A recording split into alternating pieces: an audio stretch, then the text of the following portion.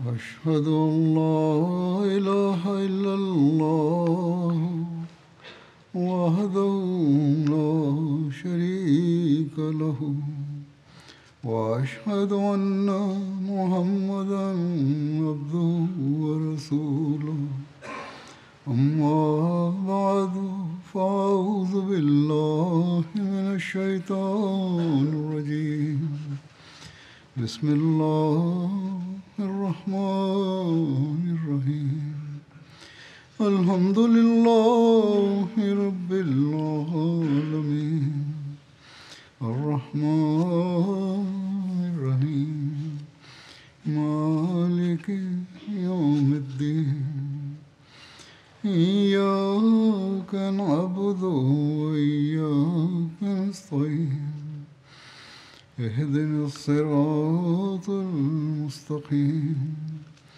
صراط الذين أنعمت عليهم غير المغضوب عليهم ولا الضالين.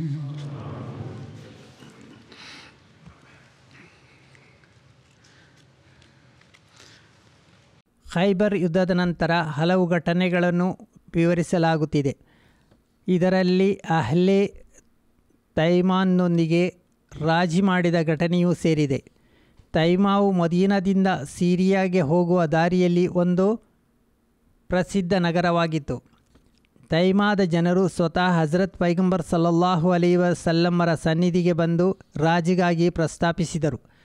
ಅದನ್ನು ಹಜರತ್ ಪೈಗಂಬರ್ ಸಲ್ಲಲ್ಲಾಹು ಅಲೈಹಿ ವಸಲ್ಲಮರು ಒಪ್ಪಿಕೊಂಡರು ಮತ್ತು ತೈಮಾದ ಯಹೂದಿಗಳನ್ನು ತಮ್ಮ ಆಸ್ತಿಪಾಸ್ತಿಗಳೊಂದಿಗೆ ತಮ್ಮ ಪ್ರದೇಶದಲ್ಲಿ ವಾಸಿಸಲು ಅನುಮತಿ ನೀಡಿದರು.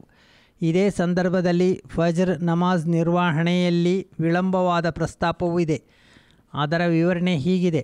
ಹಜರತ್ ಪೈಗಂಬರ್ ಸಲ್ಲಲ್ಲಾಹು ಅಲೈಹಿ ವಸಲ್ಲಮರು ತನ್ನ ಸಹಾಬಿಯರೊಂದಿಗೆ ಖೈಬರ್ ಯುದ್ಧದಿಂದ ಹಿಂದಿರುಗುತ್ತಿದ್ದಾಗ ಇಡೀ ರಾತ್ರಿ ನಡೆದಿದ್ದರು. ಅನಂತರ ಹಜರತ್ ಪೈಗಂಬರ್ ಸಲ್ಲಲ್ಲಾಹು ಅಲೈಹಿ ವಸಲ್ಲಮರಿಗೆ ನಿದ್ರೆ ಬಂದಾಗ ಮದೀನಾದ ಸಮೀಪದಲ್ಲಿ ವಿಶ್ರಾಂತಿಗಾಗಿ ತಂಗಿದರು ಮತ್ತು ಹಜರತ್ ಬಿಲಾಲ್ ರಲಿಯಲ್ಲಾಹು ಅನ್ಹುರೊಡನೆ ಹೀಗೆ ಹೇಳಿದರು: ಇಂದಿನ ರಾತ್ರಿ ನಮ್ಮ ನಮಾಜಿನ ಸಮಯದ ಬಗ್ಗೆ ನೀವು ಗಮನ ವಹಿಸಬೇಕು.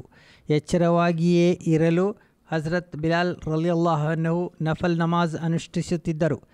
ಹಜರತ್ ಪೈಗಂಬರ್ ಸಲ್ಲಲ್ಲಾಹು ಅಲೈಹಿ ವಸಲ್ಲಮರು ಸಹಾಬಿಯರು ನಿದ್ದೆ ಮಾಡಿದರು. ಫಜ್ರ್ನ ಸಮಯ ಸಮೀಪಿಸಿದಾಗ ಹಜರತ್ ಬಿಲಾಲ್ ರಲಿಯಲ್ಲಾಹು ಅನ್ಹು ತಮ್ಮ ಸವಾರಿ ಮೃಗಕ್ಕೆ ಒರಗಿಕೊಂಡು ಕುಳಿತಾಗ ಬಿಲಾಲ್ ರಲಿಯಲ್ಲಾಹು ಅನ್ಹುವರಿಗೂ ನಿದ್ರೆ ಆವರಿಸಿತು.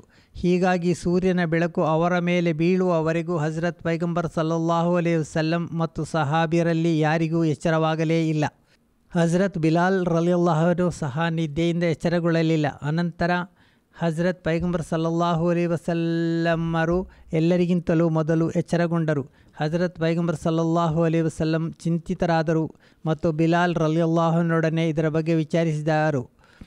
ಅನಂತರ ಹಜರತ್ ಪೈಗಂಬರ್ ಸಲ್ಲಲ್ಲಾಹು ಅಲೈಹಿ ವಸಲ್ಲಮರು ಅಲ್ಲಿಂದ ಹೊರಡಲು ಆದೇಶಿಸಿದರು. ಸ್ವಲ್ಪ ದೂರ ಹೋದ ನಂತರ ಹಜರತ್ ಪೈಗಂಬರ್ ಸಲ್ಲಲ್ಲಾಹು ಅಲೈಹಿ ವಸಲ್ಲಂ ವಜು ಮಾಡಿದರು ಮತ್ತು ಫಜ್ರ್ ನಮಾಜನ್ನು ಜಮಾತಾಗಿ ನಿರ್ವಹಿಸಿದರು. ಹಜರತ್ ಪೈಗಂಬರ್ ಸಲ್ಲಲ್ಲಾಹು ಅಲೈಹಿ ವಸಲ್ಲಮರು ಹೇಳಿದರು: ಯಾರಾದರೂ ನಮಾಜನ್ನು ಮರೆತರೆ ನೆನಪಾದಾಗ ಅದನ್ನು ನಿರ್ವಹಿಸಬೇಕು, ಏಕೆಂದರೆ ನನ್ನ ಸ್ಮರಣೆಗಾಗಿ ನಮಾಜನ್ನು ನಿರ್ವಹಿಸಿರಿ ಎಂದು ಅಲ್ಲಾಹನು ಹೇಳಿದ್ದಾನೆ. ಹಜರತ್ ಅಬು ಮೂಸಾ ಅಶರಿ ರಲಿಯಲ್ಲಾಹು ಅನ್ಹು ಹೀಗೆ ವರದಿ ಮಾಡುತ್ತಾರೆ: ಮದೀನಾಗೆ ಹಿಂದಿರುಗುವಾಗ ಜನರು ಜೋರಾಗಿ ಅಲ್ಲಾಹು ಅಕ್ಬರ್ ಎಂದು ತಕ್ಬೀರ್ ಹೇಳುತ್ತಿದ್ದರು. ಆಗ ಹಜರತ್ ಪೈಗಂಬರ್ ಸಲ್ಲಲ್ಲಾಹು ಅಲೈಹಿ ವಸಲ್ಲಮರು, ನಿಮ್ಮ ಧ್ವನಿಯನ್ನು ಕಡಿಮೆ ಮಾಡಿರಿ, ನೀವು ಕಿವುಡನೋ ಅಥವಾ ಬಹಳ ದೂರ ಇರುವವನ್ನೋ ಕರೆಯುತ್ತಿಲ್ಲ. ಮುಸ್ಲಿಮರ ಈ ಪ್ರಯಾಣ ಹಿಜರಿ 7ನೇ ಮೊಹರ್ರಂನಲ್ಲಿ ಪ್ರಾರಂಭವಾಗಿತ್ತು. ಅಲ್ಲಾಹನ ಅನುಗ್ರಹಗಳು ಮತ್ತು ಯಶಸ್ಸುಗಳೊಂದಿಗೆ ಸಫರ್ ತಿಂಗಳ ಕೊನೆಗೆ ಅಥವಾ ರಬಿಯುಲ್ ಅವ್ವಲ್ ಆರಂಭದಲ್ಲಿ ಈ ಯಾತ್ರೆ ಮುಕ್ತಾಯಗೊಂಡಿತು. ಖೈಬರ್ ಯುದ್ಧದ ವಿಜಯವು ಮುಸ್ಲಿಮರ ಪರವಾಗಿ ಅನೇಕ ಪರಿಣಾಮಗಳನ್ನು ಬೀರಿತು. ಅವುಗಳಲ್ಲಿ ಒಂದು ಮುಖ್ಯವಾದ ಪರಿಣಾಮವೆಂದರೆ ಮುಸ್ಲಿಮರ ವಿರುದ್ಧ ಸಂಚು ಮಾಡಲು ಬಯಸಿದ್ದ ಅರೇಬಿಯಾದ ಸುತ್ತಮುತ್ತ ಅನೇಕ ಬುಡಕಟ್ಟು ಜನರು ಭಯಭೀತರಾದರು. ಅನೇಕ ಗೋತ್ರಗಳು ಸ್ವತಃ ಶಾಂತಿಗಾಗಿ ಕೈಚಾಚಿದರು. ವಿಧೇಯತೆಯನ್ನು ತೋರುವುದು ಕ್ಷೇಮವೆಂದು ಕೆಲವರು ಮನವರಿಕೆ ಮಾಡಿಕೊಂಡರು. ಖೈಬರ್ ಯುದ್ಧದ ನಂತರ ವಿಜಯದ ಒಂದು ದೊಡ್ಡ ಪರಿಣಾಮವೆಂದರೆ ಅರಬ್ ದೇಶದಲ್ಲಿ ಯಹೂದಿಗಳ ಶಕ್ತಿ ಕೊನೆಗೊಂಡಿತು. ಈ ವಿಜಯವು ಮದೀನಾದ ಮುಸ್ಲಿಮರ ಆರ್ಥಿಕತೆಯ ಮೇಲೆಯೂ ದೊಡ್ಡ ಸಕಾರಾತ್ಮಕ ಪರಿಣಾಮವನ್ನು ಬೀರಿತು. ಖೈಬರ್ ಯುದ್ಧದ ವಿಜಯದ ನಂತರ ನಮಗೆ ಹೊಟ್ಟೆ ತುಂಬ ಊಟ ಸಿಗುತ್ತಿತ್ತು ಎಂದು ಹಜರತ್ ಆಯಿಷಾ ರಲಿಯಲ್ಲಾಹು ಅನ್ಹಾ ಸೇರಿದಂತೆ ಅನೇಕ ಸಹಾಬಿಯರು ವರದಿ ಮಾಡಿದ್ದಾರೆ. ಖೈಬರ್ನ ನಂತರ ಜಾತುರಿಯಾಕ್ ಯುದ್ಧದ ಪ್ರಸ್ತಾಪವಿದೆ. ಈ ಯುದ್ಧದ ಹೆಸರು ಬರಲು ಕಾರಣವೇನೆಂದರೆ ಆ ಪ್ರದೇಶದಲ್ಲಿ ಒಂದು ಮರ ಅಥವಾ ಬೆಟ್ಟ ಇತ್ತು. ಅದರ ಹೆಸರಿಂದ ಈ ಯುದ್ಧಕ್ಕೆ ಆ ಹೆಸರು ಬಂತು. ಮತ್ತೊಂದು ಕಾರಣವನ್ನು ಹೀಗೆ ವಿವರಿಸಲಾಗಿದೆ. ಈ ಯುದ್ಧದಲ್ಲಿ ಸಹಾಬಿಯರ ಬಳಿ ಕಡಿಮೆ ಸವಾರಿಗಳಿದ್ದವು. ಪ್ರಯಾಣದ ತೀವ್ರತೆ ಹಾಗೂ ಬಂಡೆಕಲ್ಲಿನ ನೆಲದಲ್ಲಿ ನಡೆಯುವುದರಿಂದ ಸಹಾಬಿಯರ ಕಾಲುಗಳು ಗಾಯಗೊಂಡಿದ್ದವು. ಅವರು ಹಳೆಯ ಹರಿದ ಬಟ್ಟೆಗಳನ್ನು ಕಟ್ಟಿ ಗಾಯಗಳ ಬ್ಯಾಂಡೇಜನ್ನು ಮಾಡಿಕೊಳ್ಳುತ್ತಿದ್ದರು. ಪಟ್ಟಿಯನ್ನು ರಿಕಾ ಎಂದು ಕರೆಯಲಾಗುತ್ತಿದ್ದುದರಿಂದ ಈ ಯುದ್ಧಕ್ಕೆ ಆ ಹೆಸರು ಬಂತು ಎಂದು ಹೇಳಲಾಗುತ್ತದೆ. ಈ ಯುದ್ಧದ ದಿನಾಂಕದ ಬಗ್ಗೆ ಭಿನ್ನಾಭಿಪ್ರಾಯವಿದೆ. ಇತಿಹಾಸ ಮತ್ತು ಜೀವನ ಚರಿತ್ರೆಯ ಪುಸ್ತಕಗಳಲ್ಲಿ ಇದರ ದಿನಾಂಕವು ಹಿಜರಿ 4 ಅಥವಾ 5 ಎಂದು ಉಲ್ಲೇಖಿತವಾಗಿದೆ. ಆದರೆ ಇಮಾಮ್ ಬುಖಾರಿ ಒಂದು ಬಲವಾದ ಸಾಕ್ಷ್ಯದ ಆಧಾರದ ಮೇಲೆ ಇದನ್ನು ಖೈಬರ್ ಯುದ್ಧದ ನಂತರದ ಹಿಜರಿ 7ರಲ್ಲಿ ನಡೆದಿದೆ ಎಂದು ಹೇಳಿದ್ದಾರೆ. ಹಜರತ್ ಮಿರ್ಜಾ ಬಶೀರ್ ಅಹಮದ್ ಸಾಹೇಬ್ ರಲಿಯಲ್ಲಾಹು ಅನ್ಹು ತಮ್ಮ ಟಿಪ್ಪಣಿಯಲ್ಲಿ ಇದನ್ನು ಖೈಬರ್ ಯುದ್ಧದ ನಂತರ ಹಿಜರಿ 7 ಎಂದು ಸೇರಿಸಿದ್ದಾರೆ. ಈ ಯುದ್ಧಕ್ಕೆ ಕಾರಣವೆಂದರೆ ನಜ್ದಿಯಾ ಪ್ರದೇಶದಲ್ಲಿ ಕೆಲವು ದರೋಡೆಕಾರರು ಪ್ರಯಾಣಿಕರಿಗೆ ತೊಂದರೆ ಕೊಡುತ್ತಿದ್ದರು. ಅವನನ್ನು ನಿಯಂತ್ರಿಸಲು ಕಷ್ಟಕರವಾಗಿತ್ತು. ಅದೇ ರೀತಿಯಲ್ಲಿ ಈ ಯುದ್ಧಕ್ಕೆ ಬೇರೊಂದು ಕಾರಣವನ್ನು ಹೀಗೆ ವಿವರಿಸಲಾಗಿದೆ. ಒಬ್ಬ ವ್ಯಾಪಾರಿಯು ಮದೀನಾಗೆ ಬಂದನು ಹಾಗೂ ಸಲಾದ್ ಮತ್ತು ಇತರ ಗೋತ್ರಗಳ ಮುಸ್ಲಿಮರ ವಿರುದ್ಧ ಸೈನ್ಯವನ್ನು ಕಳುಹಿಸಲು ತೀರ್ಮಾನಿಸಿದ್ದಾರೆ ಎಂಬ ಮಾಹಿತಿಯನ್ನು ಮದೀನಾದ ಜನರಿಗೆ ನೀಡಿದನು. ಈ ಸುದ್ದಿ ಹಜರತ್ ಪೈಗಂಬರ್ ಸಲ್ಲಲ್ಲಾಹು ಅಲೈಹಿ ವಸಲ್ಲಮರಿಗೆ ತಲುಪಿದಾಗ ಹಜರತ್ ಪೈಗಂಬರರು ಈ ಕಾರ್ಯಾಚರಣೆಯನ್ನು ಕೈಗೊಳ್ಳಲು ನಿರ್ಧರಿಸಿದರು. ಹಜರತ್ ಪೈಗಂಬರ್ ಸಲ್ಲಲ್ಲಾಹು ಅಲೈಹಿ ವಸಲ್ಲಮರು ಮದೀನಾದಿಂದ 400 ಅಥವಾ 700 ಅಥವಾ 800 ಸಹಾಬಿಯರೊಂದಿಗೆ ಯುದ್ಧಕ್ಕಾಗಿ ಹೊರಟರು. ಈ ಯುದ್ಧದಲ್ಲಿ ಸಲಾತುಲ್ ಖೌಫ್ ಭಯದ ನಮಾಜ್ ನಿರ್ವಹಿಸಿದ ಉಲ್ಲೇಖವೂ ಇದೆ. ಹಜರತ್ ಜಾಬಿರ್ ರಲಿಯಲ್ಲಾಹು ಅನ್ಹರ ವರದಿಯ ಪ್ರಕಾರ ಹಜರತ್ ಪೈಗಂಬರ್ ಸಲ್ಲಲ್ಲಾಹು ಅಲೈಹಿ ವಸಲ್ಲಮರು ನಕಲ್ನಿಂದ ಜಾತುರಿಯಾ ಹೋದರು ಮತ್ತು ಅಲ್ಲಿ ಗತ್ಫಾನ್ ಸೈನ್ಯವನ್ನು ಎದುರಿಸಿದರು. ಆದರೆ ಯಾವುದೇ ಹೋರಾಟ ನಡೆಯಲಿಲ್ಲ. ಅಂದರೆ ಮುಖಾಮುಖಿಯಾಗಿ ಇರುವುದರಿಂದ ದಾಳಿ ನಡೆಯುವ ಸಾಧ್ಯತೆ ಇತ್ತು. ಈ ವೇಳೆ ನಮಾಜಿನ ಸಮಯವಾದ್ದರಿಂದ ಹಜರತ್ ಪೈಗಂಬರ್ ಸಲ್ಲಲ್ಲಾಹು ಅಲೈಹಿ ವಸಲ್ಲಮರು ಖೌಫ್ ನಿರ್ವಹಿಸಿದರು. ಅಂದರೆ ನಮಾಜಿನಲ್ಲಿ ಅರ್ಧ ಜನರು ಅರ್ಧ ನಮಾಜಿನಲ್ಲಿ ಭಾಗವಹಿಸಿದ ನಂತರ ಹಿಂದೆ ಸರಿದರು. ಅನಂತರ ಉಳಿದ ಅರ್ಧ ಜನರು ಬಂದು ಹಜರತ್ ಪೈಗಂಬರ್ ಸಲ್ಲಲ್ಲಾಹು ಅಲೈಹಿ ವಸಲ್ಲಮರ ನಮಾಜಿಗೆ ಸೇರಿಕೊಂಡರು. ಈ ನಮಾಜಿನ ಪ್ರಸ್ತಾಪವು ಸೂರತುನ್ನೀಸಾದಲ್ಲಿ ಬಂದಿದೆ. ಇಂತಹ ಭಯದ ಸ್ಥಿತಿಯಲ್ಲಿ ಹೇಗೆ ನಮಾಜ್ ನಿರ್ವಹಿಸಬೇಕು ಎಂದು ಅದರಲ್ಲಿ ವಿವರಿಸಲಾಗಿದೆ. ಬುಖಾರಿ ವ್ಯಾಖ್ಯಾನಿಕರಾದ ಅಲ್ಲಮಾ ಬದ್ರುದ್ದೀನ್ ಐನ್ ಹೀಗೆ ಬರೆಯುತ್ತಾರೆ. ಮೊದಲ ಬಾರಿಗೆ ಯಾವ ವರ್ಷ ಸಲಾತುಲ್ ಖೌಫ್ ಬಗ್ಗೆ ಆದೇಶವು ಅವತೀರ್ಣವಾಯಿತು ಅದರ ಬಗ್ಗೆ ಈ ಕುರಿತು ಭಿನ್ನಾಭಿಪ್ರಾಯಗಳಿವೆ. ಜಾತುರಿಯಾನಲ್ಲಿ ಈ ನಮಾಜನ್ನು ಮೊದಲ ಬಾರಿಗೆ ನಿರ್ವಹಿಸಲಾಯಿತು ಎಂದು ಬಹುಪಾಲು ಉಲಮಾಗಳು ಹೇಳುತ್ತಾರೆ. ಆದರೆ ಅವರ ಆದೇಶವು ಯಾವಾಗ ಅವತೀರ್ಣವಾಯಿತು ಎಂಬುದರಲ್ಲಿ ಉಲಮಾಗಳಿಗೆ ಭಿನ್ನಾಭಿಪ್ರಾಯವಿದೆ. ಕೆಲವರು ಅವರ ಆದೇಶವನ್ನು ಹಿಜರಿ 4 ಎಂದು, ಕೆಲವರು 5 ಎಂದು, ಕೆಲವರು 6 ಮತ್ತು ಇನ್ನು ಕೆಲವರು ಹಿಜರಿ 7 ಎಂದು ಹೇಳಿದ್ದಾರೆ. 15 ದಿನಗಳ ಈ ಕಾರ್ಯಾಚರಣೆಯ ನಂತರ ಹಜರತ್ ಪೈಗಂಬರ್ ಸಲ್ಲಲ್ಲಾಹು ಅಲೈಹಿ ವಸಲ್ಲಂ ಮದೀನಾದ ಕಡೆಗೆ ಹಿಂದಿರುಗಿದರು. ಈ ಯುದ್ಧವನ್ನು ಪವಾಡಗಳ ಯುದ್ಧ ಎಂದು ಕರೆಯಲಾಗಿದೆ. ಶತ್ರುವೊಬ್ಬನು ಹಜರತ್ ಪೈಗಂಬರ್ ಸಲ್ಲಲ್ಲಾಹು ಅಲೈಹಿ ವಸಲ್ಲಮರ ಮೇಲೆ ಖಡ್ಗ ಎತ್ತಿದ ಘಟನೆ ಈ ಯುದ್ಧದ ಸಂದರ್ಭದಲ್ಲಿ ನಡೆದಿತ್ತು. ಇದೇ ಯುದ್ಧದ ಸಮಯದಲ್ಲಿ ಒಂದು ಪಕ್ಷಿಯ ಘಟನೆಯು ಸಂಭವಿಸಿತು. ಅದರ ವಿವರಣೆ ಹೀಗಿದೆ. ಈ ಯುದ್ಧದ ಸಮಯದಲ್ಲಿ ಸಹಾಬಿಯೊಬ್ಬರು ಹಜರತ್ ಪೈಗಂಬರ್ ಸಲ್ಲಲ್ಲಾಹು ಅಲೈಹಿ ವಸಲ್ಲಮರ ಸನ್ನಿಧಿಗೆ ಒಂದು ಪಕ್ಷಿಯ ಮರಿಯನ್ನು ತಂದರು. ಹಜರತ್ ಪೈಗಂಬರ್ ಸಲ್ಲಲ್ಲಾಹು ಅಲೈಹಿ ವಸಲ್ಲಮರು ಆ ಕಡೆ ನೋಡುತ್ತಿದ್ದಾಗ ಆ ಪಕ್ಷಿಯ ತಾಯಿ ಅಥವಾ ತಂದೆ ಸ್ವತಃ ತನ್ನನ್ನು ಸಹಾಬಿಯರ ಮುಂದೆ ಅರ್ಪಿಸಿಕೊಳ್ಳುವ ರೀತಿಯಲ್ಲಿ ಬಂದು ಬಿತ್ತು. ಜನರು ಈ ದೃಶ್ಯವನ್ನು ಆಶ್ಚರ್ಯದಿಂದ ನೋಡುತ್ತಿದ್ದರು.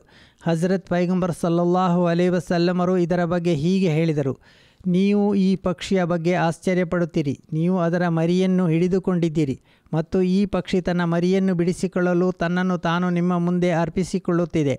ಅಲ್ಲಾಹನಾಣೆ, ಈ ಪಕ್ಷಿಗೆ ತನ್ನ ಮರಿಯ ಮೇಲೆ ಇರುವ ಕರುಣೆಗಿಂತಲೂ ಹೆಚ್ಚು ಕರುಣೆಯನ್ನು ನಿಮ್ಮ ಪ್ರಭು ನಿಮ್ಮ ಮೇಲೆ ತೋರಿಸುತ್ತಾನೆ. ಅದೇ ರೀತಿ ಈ ಯುದ್ಧದ ಸಮಯದಲ್ಲಿ ಹುಚ್ಚು ಹಿಡಿದ ಮಗುವೊಂದು ಗುಣಮುಖವಾದ ಘಟನೆಯು ವಿವರಿಸಲ್ಪಟ್ಟಿದೆ. ಹಳ್ಳಿಯ ಮಹಿಳೆಯೊಬ್ಬಳು ಹಜರತ್ ಪೈಗಂಬರ್ ಸಲ್ಲಲ್ಲಾಹು ಅಲೈಹಿ ವಸಲ್ಲಮರ ಬಳಿಗೆ ಬಂದು, ಇದು ನನ್ನ ಮಗ, ಅವನಿಗೆ ಹುಚ್ಚು ಹಿಡಿದಿದೆ ಎಂದು ಹೇಳಿದಳು. ಹಜರತ್ ಪೈಗಂಬರ್ ಸಲ್ಲಲ್ಲಾಹು ಅಲೈಹಿ ವಸಲ್ಲಮರು ತಮ್ಮ ಲಾಲಾರಸವನ್ನು ಆ ಮಗುವಿನ ಬಾಯಿಗೆ ಹಾಕಿದರು ಮತ್ತು 3 ಬಾರಿ ಹೇಳಿದರು: ಏಲೈ ಅಲ್ಲಾಹನ ಶತ್ರು, ಇವನಿಂದ ದೂರವಾಗು, ನಾನು ಅಲ್ಲಾಹನ ಪ್ರವಾದಿ. ಅನಂತರ ಹಜರತ್ ಪೈಗಂಬರ್ ಸಲ್ಲಲ್ಲಾಹು ಅಲೈಹಿ ವಸಲ್ಲಮರು ಆ ಮಗುವನ್ನು ಕರೆದುಕೊಂಡು ಹೋಗು, ಇನ್ನು ಮುಂದೆ ಆತನಿಗೆ ಯಾವ ತೊಂದರೆಯೂ ಆಗುವುದಿಲ್ಲ ಎಂದರು.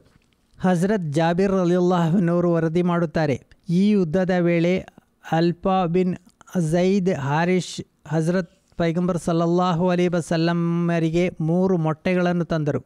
ಹಜರತ್ ಪೈಗಂಬರ್ ಸಲ್ಲಲ್ಲಾಹು ಅಲೈಹಿ ವಸಲ್ಲಮರು ಹೇಳಿದರು: ಹೇ ಜಾಬಿರ್, ಈ ಮೊಟ್ಟೆಗಳನ್ನು ತೆಗೆದುಕೊಂಡು ಹೋಗಿ ಬೇಯಿಸು. ಹಜರತ್ ಜಾಬಿರ್ ಹೇಳುತ್ತಾರೆ, ನಾನು ಆ ಮೊಟ್ಟೆಗಳನ್ನು ಬೇಯಿಸಿದೆ ಮತ್ತು ತಿನ್ನಲು ರೊಟ್ಟಿಗಳನ್ನು ಹುಡುಕಿದೆ, ಆದರೆ ರೊಟ್ಟಿ ಸಿಗಲಿಲ್ಲ. ಆಗ ಹಜರತ್ ಪೈಗಂಬರ್ ಸಲ್ಲಲ್ಲಾಹು ಅಲೈಹಿ ವಸಲ್ಲಮರು ಮತ್ತು ಅವರ ಸಹಾಬಿಯರು ರೊಟ್ಟಿಯಿಲ್ಲದೆ ಆ ಮೊಟ್ಟೆಗಳನ್ನು ತಿನ್ನಲು ಪ್ರಾರಂಭಿಸಿದರು.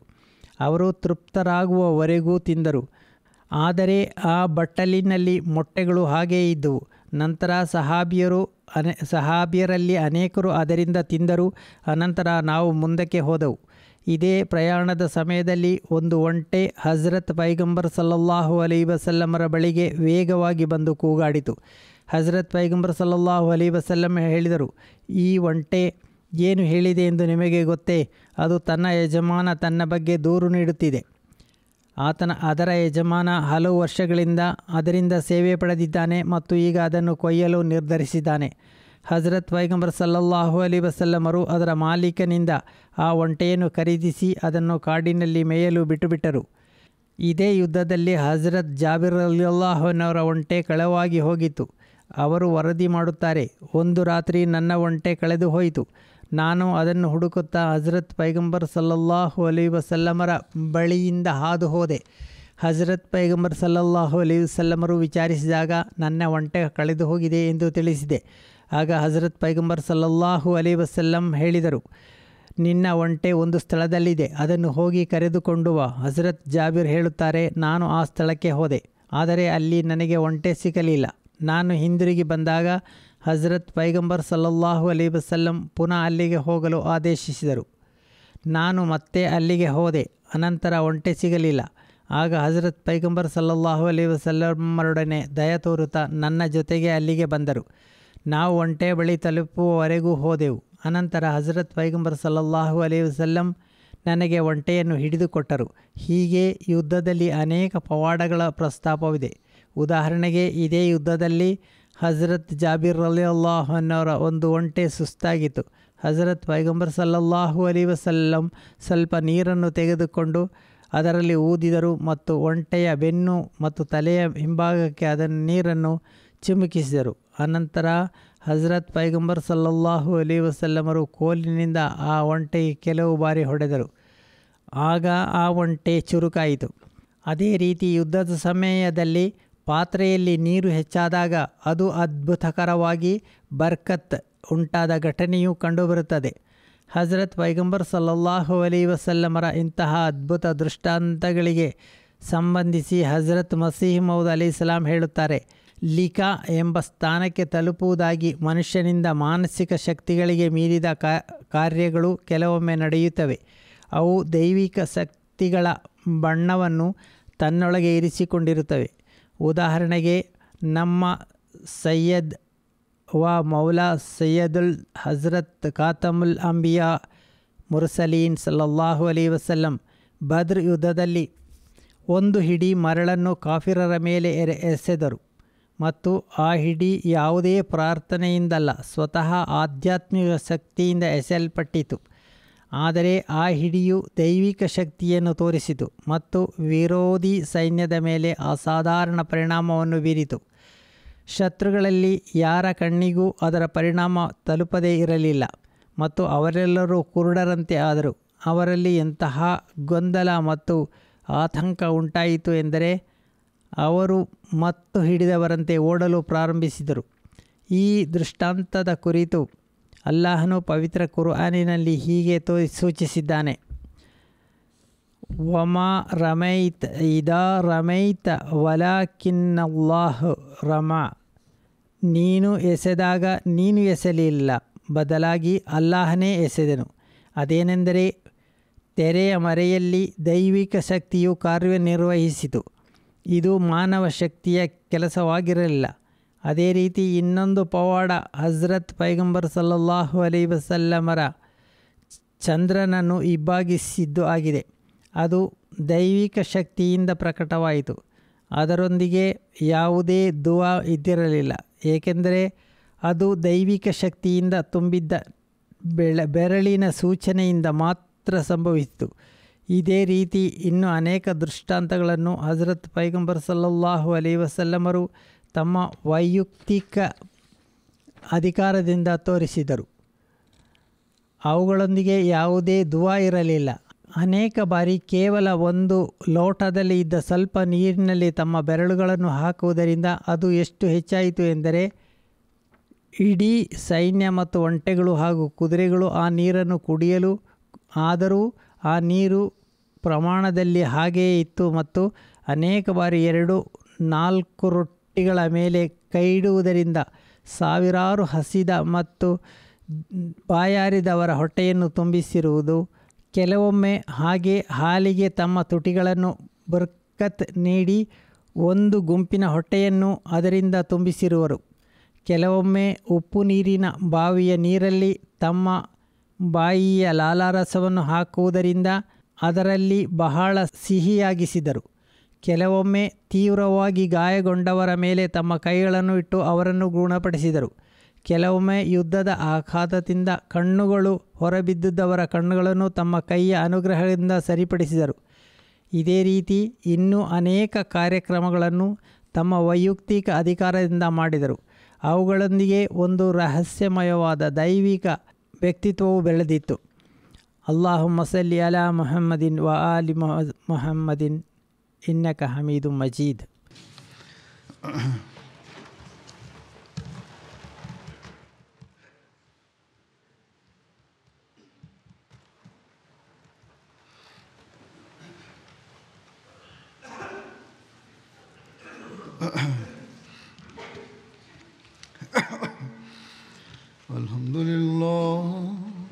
Alhamdulillah nahmaduhu wa nasta'inuhu wa nastaghfiruhu wa nu'minu bihi wa natawakkalu alayhi wa na'udhu billahi min shururi anfusina wa min sayyiati a'malina. Man yahdihillahu fala mudilla lahu wa man yudlilhu fala hadiya lahu. ونشهد أن لا إله إلا الله ونشهد أن محمدا عبده ورسوله. عباد الله رحمكم الله إن الله يأمر بالعدل والإحسان وإيتاء ذي القربى وينهى عن الفحشاء والمنكر والبغي يعظكم لعلكم تذكرون. اذكروا الله يذكركم وادعوه يستجب لكم ولذكر الله أكبر.